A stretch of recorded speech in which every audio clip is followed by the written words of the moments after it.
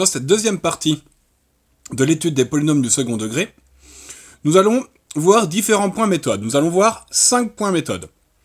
Donc pour ce faire, nous allons utiliser un exemple et nous allons définir une fonction f définie par son expression qui va être 3x carré plus 9x moins 30 sur l'intervalle moins 10, 10. Moins 10, 10 sera son ensemble d'études et aussi son ensemble de définitions. Donc premier point méthode, nous allons essayer de voir comment passer de la forme développée à la forme factorisée, comme nous l'avons vu sur les différentes formes que peut avoir l'expression d'un polynôme du second degré. Donc pour cet exemple, souvent pour passer d'une forme à l'autre de l'expression, nous avons une question de cette forme-là. C'est montrer que f de x peut aussi être égal, l'expression de la fonction peut être égale à 3 facteur de x moins 2 facteur de x plus 5. Donc à chaque fois, il faut se dire qu'il faut toujours partir de la forme factorisée pour aller vers la forme développée. Il est beaucoup plus dur de passer de la forme développée pour aller vers la forme factorisée, car il faudrait connaître ces différents facteurs. Donc ici, nous allons commencer par la forme développée, c'est-à-dire 3 facteurs de x moins 2 facteurs de x plus 5, la forme factorisée, pardon, et nous allons développer cette forme factorisée. Je vais commencer par prendre les deux premiers facteurs ici, et développer ceci. Pour développer, je vais utiliser la distributivité, 3 fois x, 3 fois moins 2. Donc pour commencer ici, comme j'utilise ça, je mets des parenthèses ici pour dire, tiens, je travaille que dedans. Et je réécris tout, f de x égale la chose que je vais travailler, facteur de x plus 5. Maintenant, comment je vais travailler à l'intérieur? Distributivité simple, 3 fois x plus 3 fois moins 2.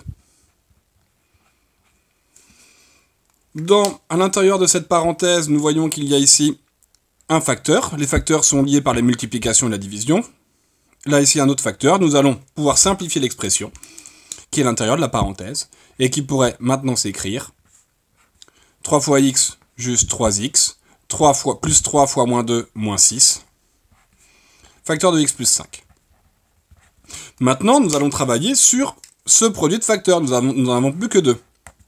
Or là, nous allons devoir utiliser la double distributivité.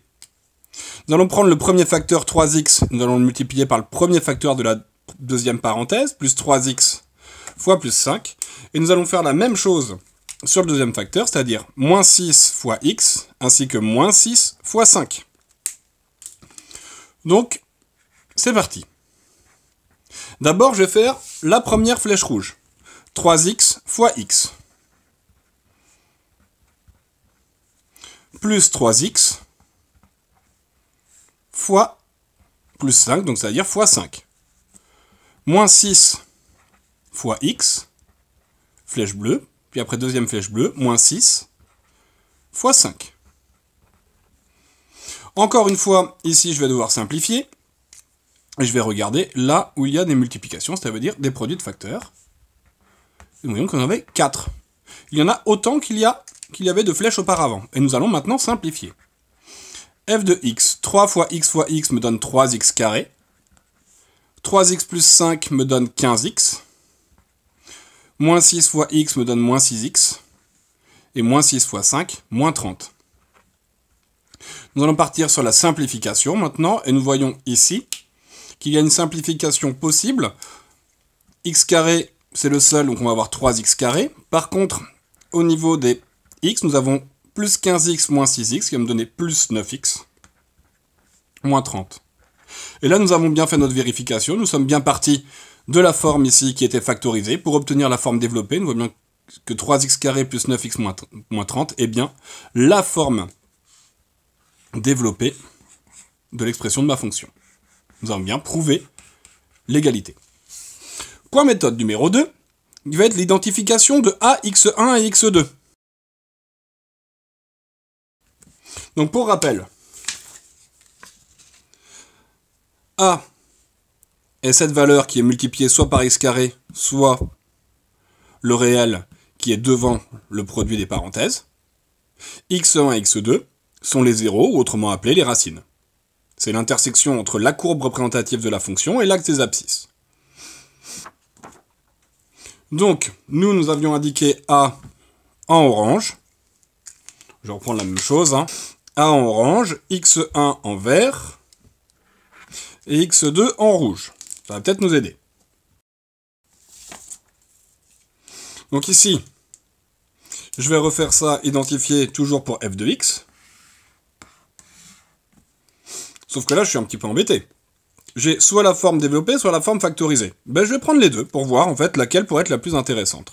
J'ai soit je vais pouvoir utiliser la forme développée, 3x² plus 9x moins 30, soit la forme factorisée, qui va être 3 facteur de x moins 2, facteur de x plus 5. Si nous reprenons, A, eh bien, le produit de x carré. Donc A est là. Ou A pourrait être autrement la valeur qui multiplie les parenthèses. Donc il est bien ici, nous avons bien la même chose, donc nous avons déjà identifié A. Maintenant pour x1, c'est x moins x1. Là ici nous avons x moins 2, donc x1 c'est bien ici.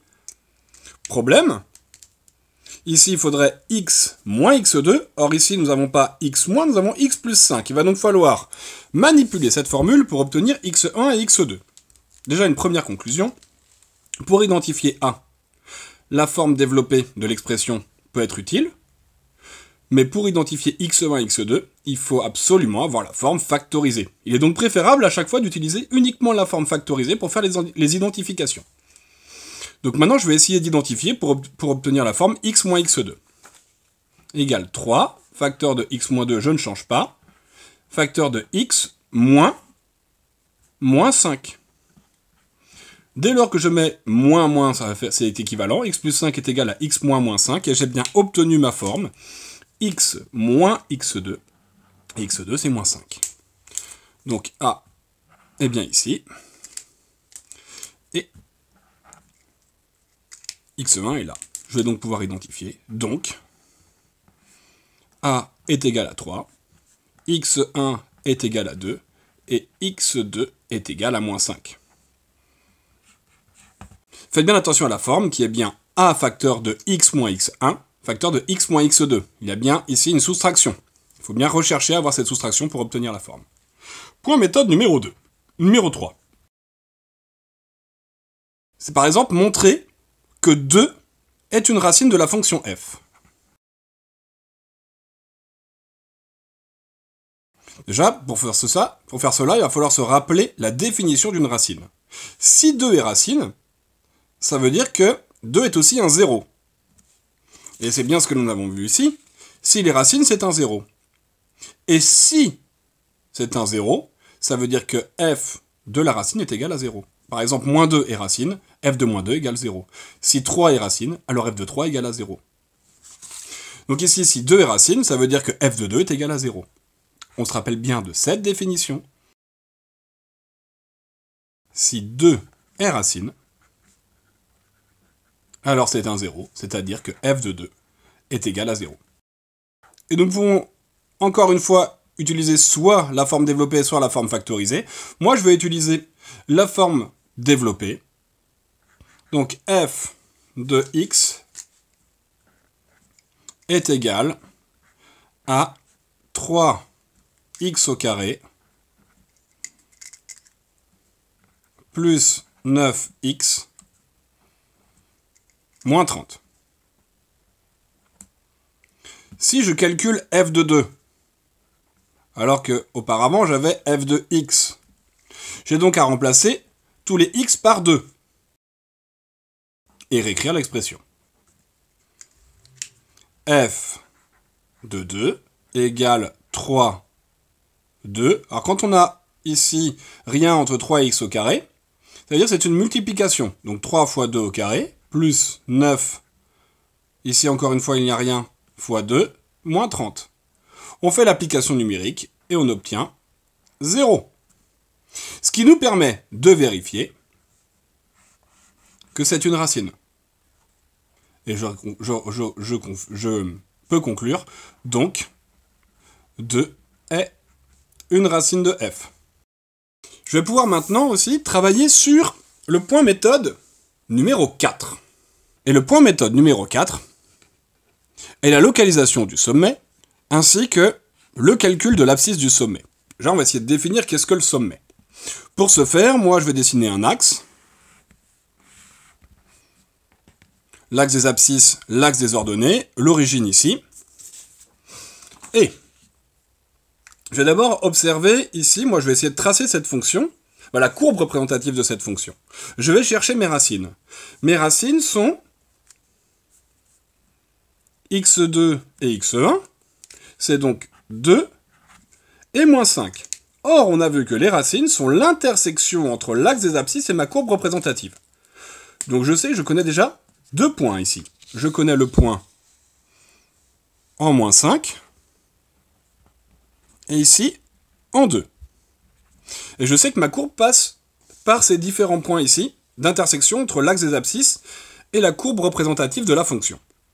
Maintenant, cette courbe représentative appelée parabole est-elle orientée vers le haut ou vers le bas?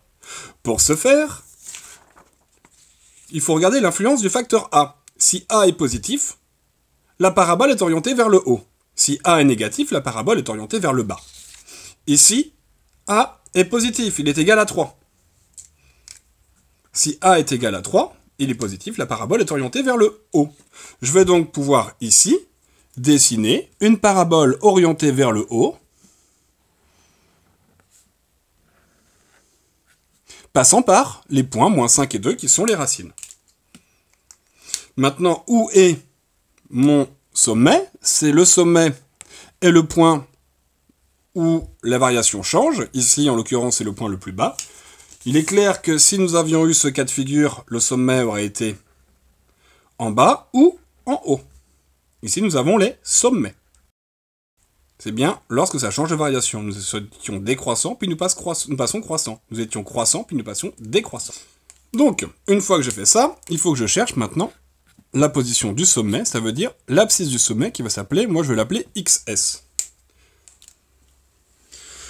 Donc, ici nous avons un axe de symétrie. Si la courbe avait été bien tracée, il est clair qu'à main levée, c'est pas toujours évident. Un axe de symétrie de la courbe représentative de la fonction, donc de la parabole.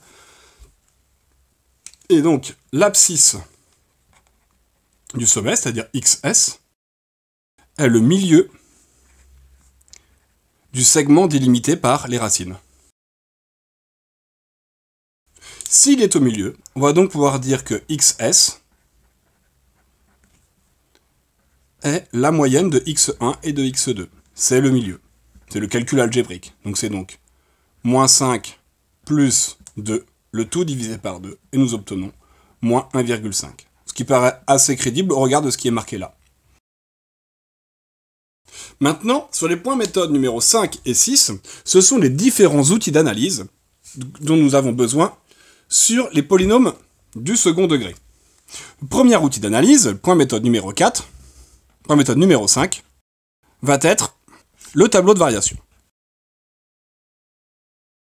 Alors, pour le tracer, moi, ce que j'ai tendance à faire, j'ai toujours tendance à dessiner sur ma représentation graphique un petit bonhomme, ou en tout cas le mettre dans ma tête, qui avance dans le sens des abscisses, ça veut dire dans le sens des x. D'abord, on le voit qu'il descend jusqu'au sommet, puis après, il monte. Ça veut dire que ma courbe est d'abord décroissante, puis croissante. J'ai donc mon tableau de variation, où je vais pouvoir indiquer à l'intérieur de ce tableau de variation l'ensemble d'études. Ici, moi, mon ensemble d'études, eh bien, moins 10, 10. Donc, de moins 10 à 10. Et en dessous, je vais pouvoir indiquer les variations. Alors, je vais juste marquer var de f pour aller plus vite. Donc, on a dit que c'est d'abord décroissant, puis croissant. Où est-ce que ça changeait de variation? Ben, ça change de variation au niveau du sommet. D'ailleurs, c'est même la définition du sommet. Donc, c'est-à-dire, c'est au niveau de moins 1,5. Sur l'axe des x, c'est bien en moins 1,5 ici que l'on change de variation. Avant, nous étions décroissants, et après 1,5, nous sommes croissants. Il faut donc maintenant calculer les images respectives de moins 10, moins 1,5 et de 10. Je vais en faire un seul. Je vais juste faire par exemple l'image de moins 10, f de moins 10. Comme nous avons pu faire ici pour 2, je vais pouvoir écrire f de moins 10 égale 3 fois moins 10 au carré, plus 9 fois moins 10, moins 30. On fait bien attention. Ici, on a des valeurs négatives, donc on met des parenthèses. Je prends ma calculatrice et j'obtiens 180. J'ai donc ici 180. En prenant la calculatrice, l'image de moins 1,5 est moins 36,75. Et l'image de 10 est 360. J'ai donc fini mon tableau de variation. Donc pour un tableau de variation, nous avons besoin de la courbe représentative de la fonction et du sommet. Le point méthode numéro 6 et le dernier de ce cours sur les polynômes du second degré est le tableau de signes. Pour faire le tableau de signes, moi je vais utiliser encore cette représentation graphique sous forme de brouillon qui a pu être fait, en fait qui résume l'ensemble de ce que l'on a. On sait que la courbe est orientée vers le haut, on sait qu'il y a deux racines, moins 5 et 2, et que le sommet, l'abscisse du sommet est moins 1,5. Le signe d'une fonction est, par exemple, savoir quand est-ce que mon bonhomme est au-dessus de l'axe des abscisses ou quand est-ce qu'il est en dessous. Donc nous voyons bien qu'avant moins 5, le bonhomme est au-dessus de l'axe des abscisses. On va donc avoir un signe positif. Lorsqu'il est en dessous de l'axe des abscisses, le bonhomme, on va pouvoir considérer que la f de x est négative. Et ensuite, on est positif. Donc on reste encore sur l'ensemble de définitions, de moins 10 à 10. On a dit que de moins 10 à moins 5, nous étions au-dessus de l'axe des abscisses. L'image est bien positive sur l'axe des ordonnées. On est positif jusqu'à moins 5.